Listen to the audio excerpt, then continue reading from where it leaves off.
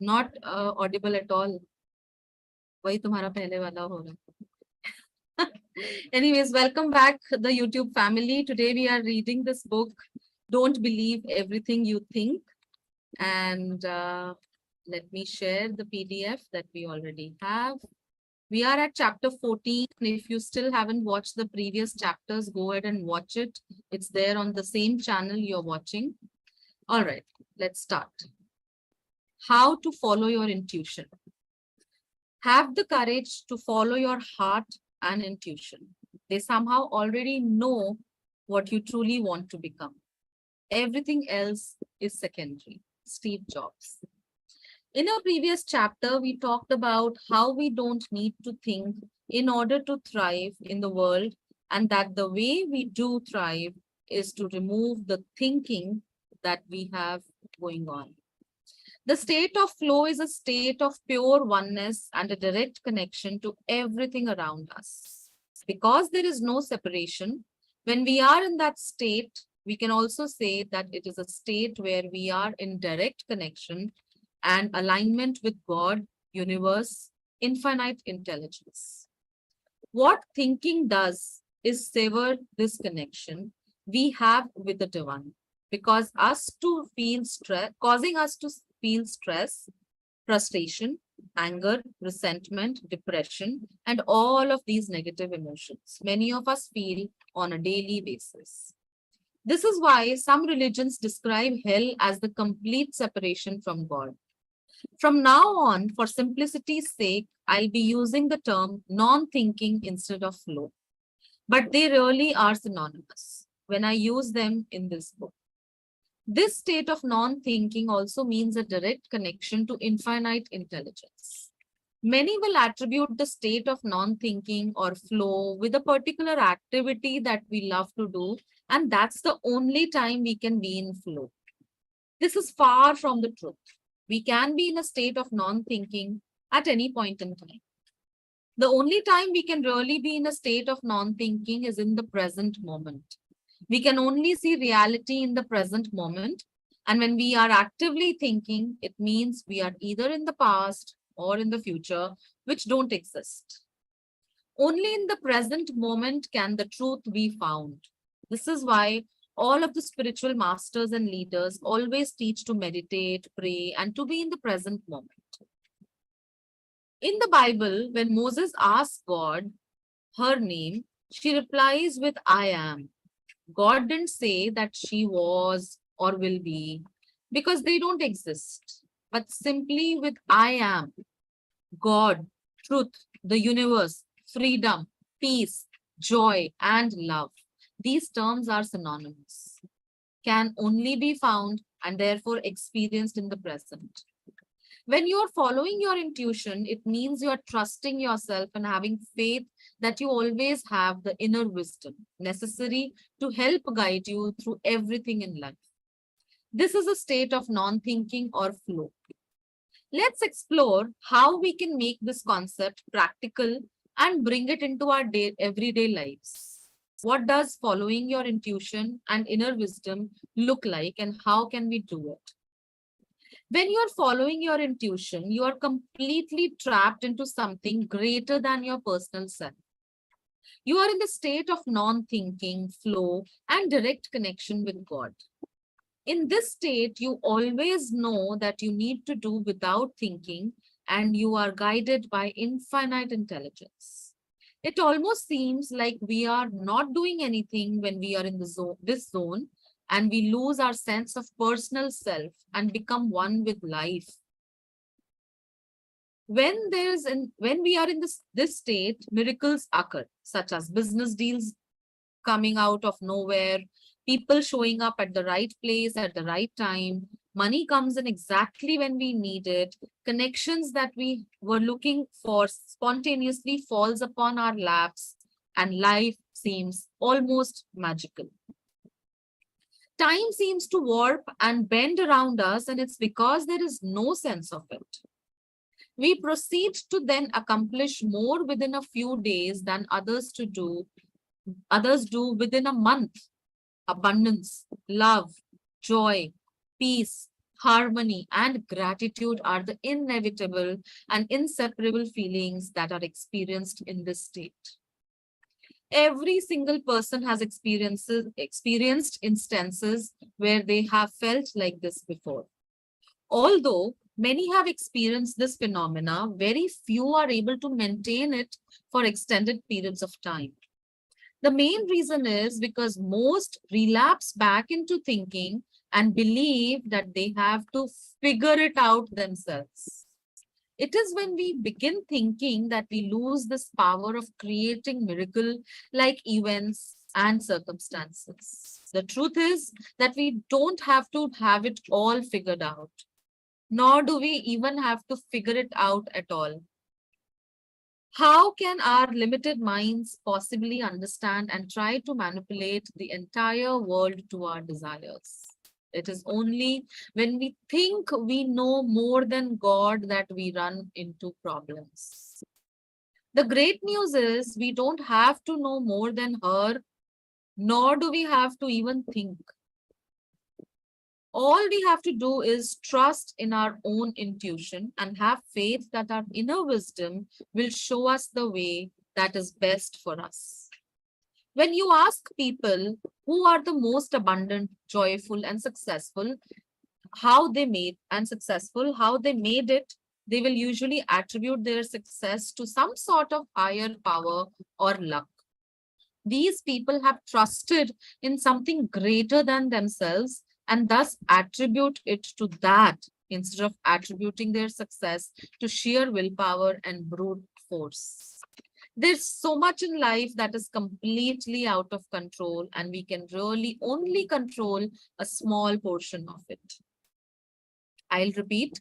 There's so much in life that is completely out of our control, and we can really only control a very small portion of it. All of you all, please remember. This is not to say that we give up because we can't control our lives. It's quite the opposite. When we realize that we don't have to control and try to force everything to happen our way, we become free from suffering, pain, and frustration and begin to fall into this state of non-thinking where things just all happen for us instead of to us. Things happen for us instead of happening to us. We begin to feel that everything was perfectly placed in our lives to help us become the exact person we are now, and that if anything were changed, we would not have what we do now. There are millions of small circumstances and events that have to have been meticulously orchestrated for us to be where we are now.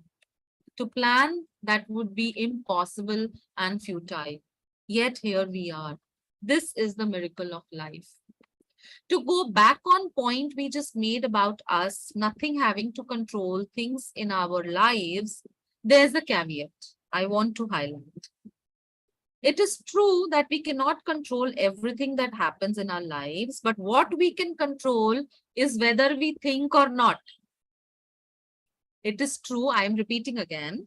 It is true that we cannot control everything that happens in our lives, but what we can control is whether we think or not, which is the root cause of all our problems and negative emotions. We can decide to change our experience of life whenever we want and how we feel at any moment. This is how we can choose to be happy by choosing to let go of our thinking.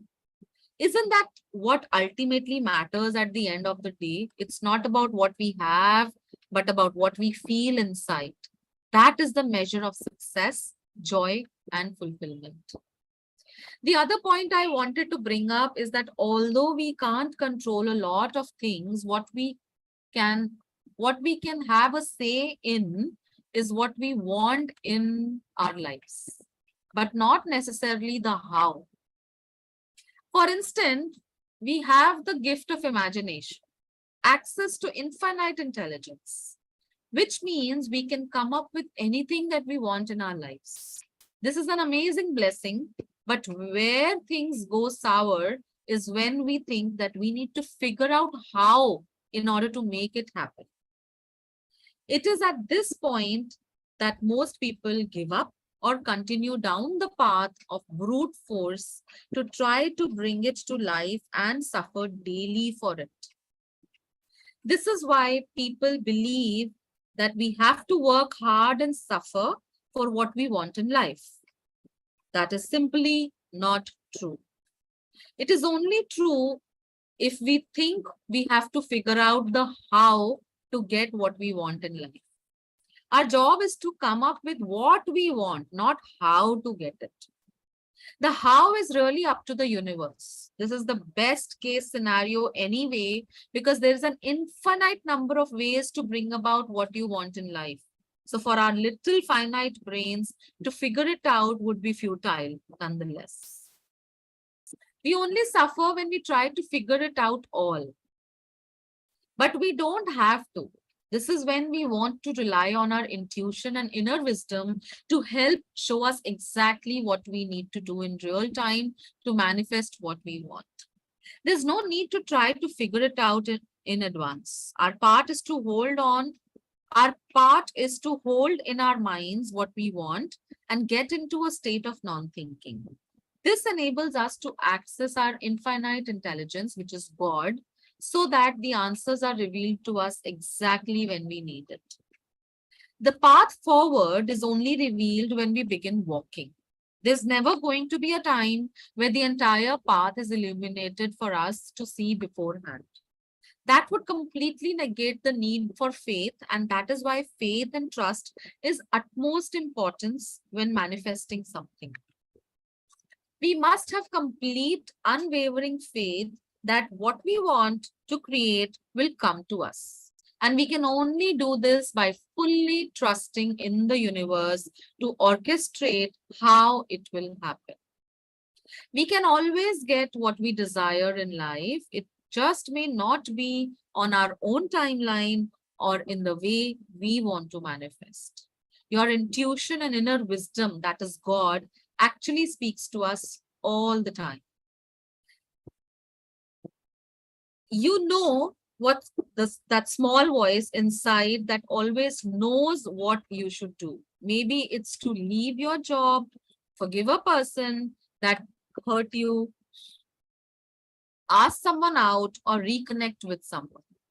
It's that gut feeling you get where you know what you need to do. Have you ever regretted not doing something in a moment your gut told you to do it? Have you ever had a gut feeling to do something, but you have no logical reasoning as to why, but you did it anyway, and amazing things happened afterwards? That's your intuition. Our intuition does not come to us in the form of thoughts. But remember that there's a stark difference between thoughts and thinking. As we discussed in previous chapter, thoughts are divine by nature and feel like they pop into our minds out of nowhere. Thinking, on the other hand, is manual, strenuous effort that we create ourselves, which feels very heavy and typically has negative emotions attached to it. When you have divine thoughts from infinite intelligence, there's a sense of knowingness to it. It contains the truth, and you just know deep down that it's right. Your intuition will almost never seem logical or rational, but that's exactly what we want because we don't want it to be predictable. If it were predictable, it wouldn't be miraculous and it wouldn't contain the infinite possibility of the universe, which are all spontaneous by nature. Your intuition will almost always go against your logical, rational mind. So be prepared for that. It will whisper to you that you should talk to this random person in a coffee shop that leads to a beautiful friendship, or for you to call up a friend spontaneously where you find out that they really needed someone to be there for them during a difficult time. It will tell you to step into and live in your divine gift and put yourself out there to share the truth of what you know. It will softly beckon you to pursue what you truly want in life versus following what everyone else says that you should want. These are a few examples of the infinite number of ways it will speak to you. And when you will follow it, it will always create miracles and abundance beyond your wildest imaginations. So why not more people listen to their intuition if it always knows what to do and create abundance whenever it is followed? Fear. Listening to our intuition can be scary and extremely daunting.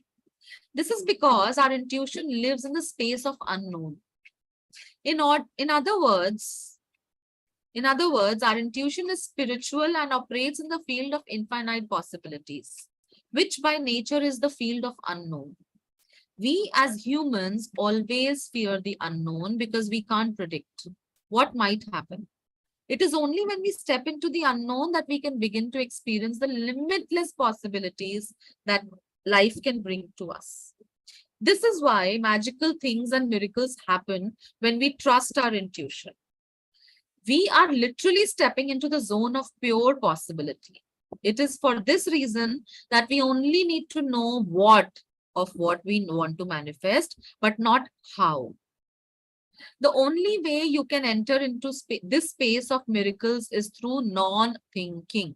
If we think, we immediately get ejected out of the space and enter into a state of anxiety, worry, and suffering. Our thinking will try to predict what might happen based on the past.